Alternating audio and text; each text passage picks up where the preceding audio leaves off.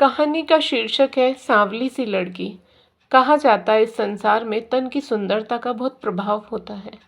इंसान रूपवान हो तो सबका चहेता बन जाता है, और सुंदरता में भी गोरा रंग। ये जो गोरा रंग होता है ना, यह सबके सिर चढ़कर बोलता है। प्रज्ञा ने यह अब आकर जाना था, जब वह बड़ी हो गई थी। हालांकि प्रज्ञा ऐसी बदसूरत नहीं थी, मगर दुनिया वालों की नज़र में वह खूबसूरत भी नहीं थी। तीखे नैन नक्श वाली सांवली सलोनी प्रज्ञा, जिसकी 5.5 फीट लंबाई, हृदय से बेहद कोमल और समझदार। 21 वर्षीय प्रज्ञा ग्रेजुएशन कर चुकी थी और अब उसके लिए उपयुक्त रिश्ता देखा जा रहा था, पर उसका हल्का सांवला रंग उसका सबसे बड़ा दुश्मन प्रतीत हो रहा था। लगातार नकारे जाने से वह धीरे धीरे अपने आप में सिमटने लगी थी, और फिर 1 वर्ष बाद अपने पापा को समझा बुझाकर विवाह की बात को भी विराम देने को कहकर उसने आगे की पढ़ाई जारी रखने की आज्ञा ले ली और किताबों को ही अपना साथी बना लिया। समय अपनी रफ्तार के साथ आगे बढ़ रहा था, और साथ ही साथ उसके पिता के द्वारा गुप्त रूप से उसके लिए उचित वर की तलाश भी जारी थी। लगातार ठुकराए जाने के कारण 21 वर्ष की उम्र में ही प्रज्ञा में काफ़ी ठहराव आ गया था। सीधी सादी, धीर गंभीर और बुद्धिमान प्रज्ञा जल्दी ही कॉलेज में सबकी चहेती बन गई थी, और प्रिया से उसकी अच्छी दोस्ती हो गई थी।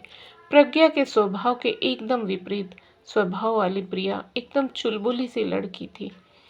अपने 21वें जन्मदिवस पर प्रिया ने अपने सभी दोस्तों को घर पर आमंत्रित किया। सभी लोग जब प्रिया के घर पहुंचे तो हैरान ही रह गए थे। प्रिया इतनी अमीर होगी, इसकी किसी ने कल्पना भी नहीं की थी। कोई सोच भी नहीं सकता था कि इतना अमीर होने के बावजूद कोई इतना सरल भी हो सकता है। प्रिया के जन्मदिन की पार्टी में शहर के नामी गिरामी लोग भी आए हुए थे। सबके कहने पर प्रज्ञा ने जब पार्टी में गाना गाया तो सभी उसकी मधुर आवाज़ को सुनकर मंत्रमुग्ध हो गए। उसकी आवाज़ ने आज किसी और को भी अपने मोहपाश में जकड़ लिया था। वह था प्रिया का बड़ा भाई प्रणव। यूं तो प्रिया अपने भाई प्रणव से कई बार उसे कॉलेज छोड़ने आने के लिए कहती थी, मगर प्रणव हमेशा ही मना कर देता था। लेकिन न जाने क्या चुंबकीय असर था प्रज्ञा की आवाज़ में कि उस दिन के बाद से प्रणव खुद ही प्रिया को कॉलेज छोड़ने के बहाने ढूंढने लगा था। बेहद गोरा रंग, लंबा कद और हद से ज़्यादा आकर्षक प्रणव एमबीए की पढ़ाई खत्म करके परिवार के बिजनेस को संभाल रहा था। प्रज्ञा जब भी प्रिया के साथ उसके घर आती तो प्रणव कई बार उसे आते जाते मिल जाता था। प्रणव को देखकर अन्य लड़कियों की भांति ही प्रज्ञा के हृदय के द्वार पर भी कुछ उमंगें दस्तक देने लगती थी, मगर साथ ही साथ प्रणव के आकर्षक व्यक्तित्व को देखकर वह सकुचा जाती। वह सोचती, कहाँ तो असाधारण से व्यक्तित्व का प्रणव, और कहाँ मैं बिल्कुल साधारण से व्यक्तित्व वाली और साधारण शक्ल सूरत वाली लड़की ने चाहते हुए भी स्वयं से भी बिल्कुल बेखबर वह प्रणव के प्यार में डूबने लगी। कई बार तो उसे लगता कि प्रणव भी उससे बात करने के मौके ढूंढता है, और व्यस्त होने के बावजूद उसे फ़ोन पर बात करता है, पर वह खुद को किसी भ्रम में नहीं रखना चाहती थी, क्योंकि बात करने का यह मतलब नहीं है कि वह उसे अपनाएगा ही। दोस्ती करने और अपनाने में बहुत फ़र्क होता है। यह बात प्रज्ञा पिछले कुछ वर्षों के अनुभव से जान चुकी थी। इसके अलावा प्रिया ने उसे खुद बतलाया था कि उसके भैया के लिए लड़की की तलाश शुरू हो गई है।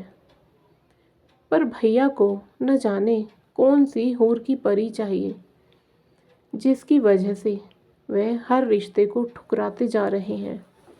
अब तो माँ ने भी ठान लिया है कि उनके लिए किसी परी को ही तलाश करके लाएंगी, ताकि वह इनकार न कर सके।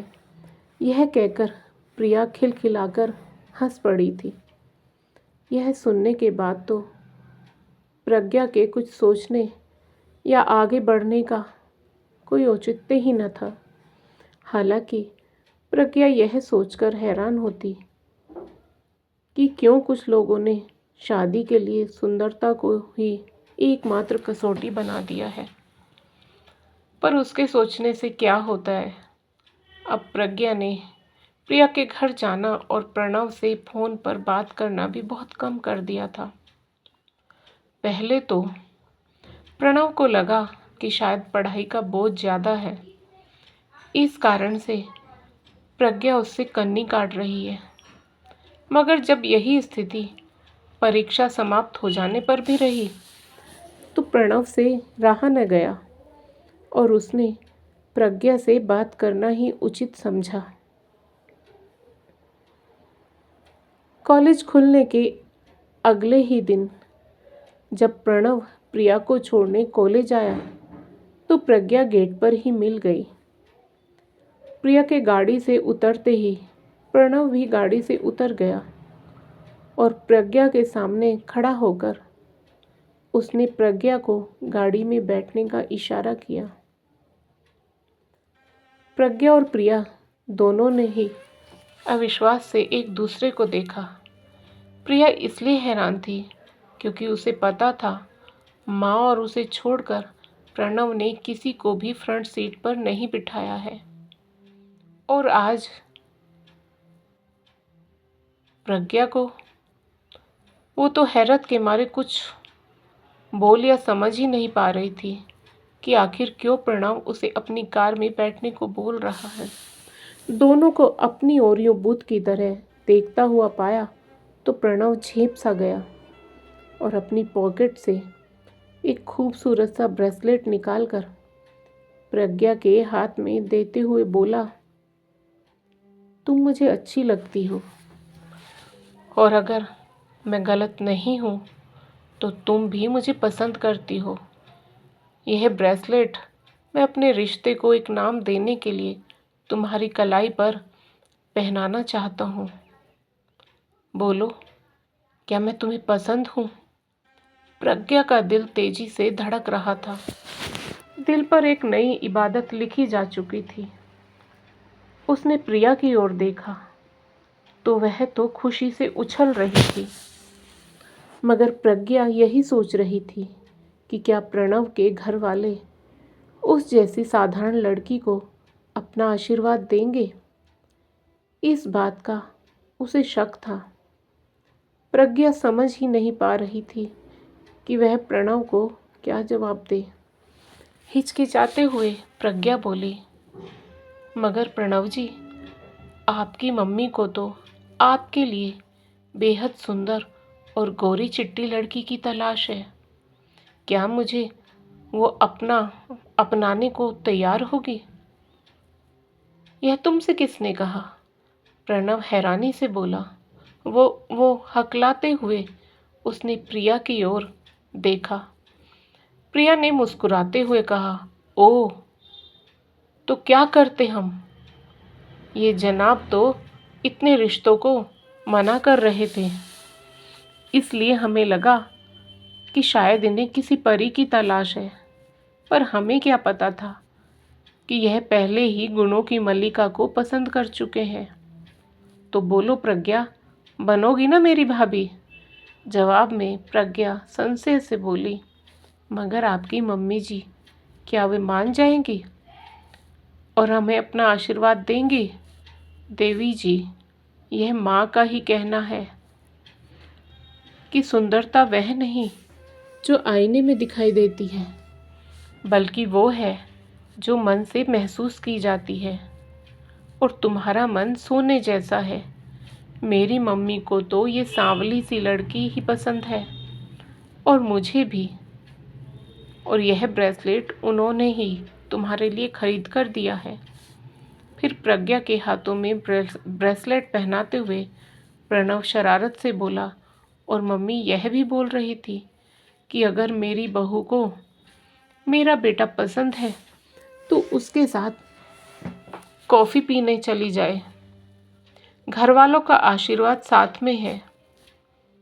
यह जानकर प्रज्ञा मुस्कुरा दी और प्रिया अपनी होने वाली भाभी को कार की फ्रंट सीट पर बैठाकर स्वयं कार की पीछे वाली सीट पर बैठ गई।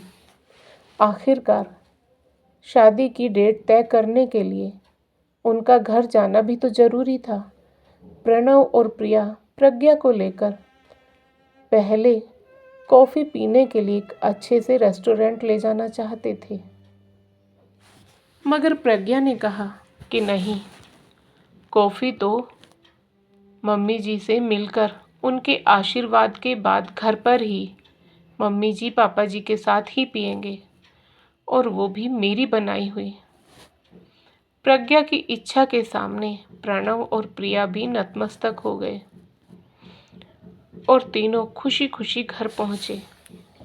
कार में बैठे हुए ही प्रिया और प्रणव के साथ हंसते मुस्कुराते मस्ती करते हुए प्रज्ञा काफ़ी हद तक सामान्य हो गई थी। अब उसके दिल में इतनी घबराहट नहीं थी।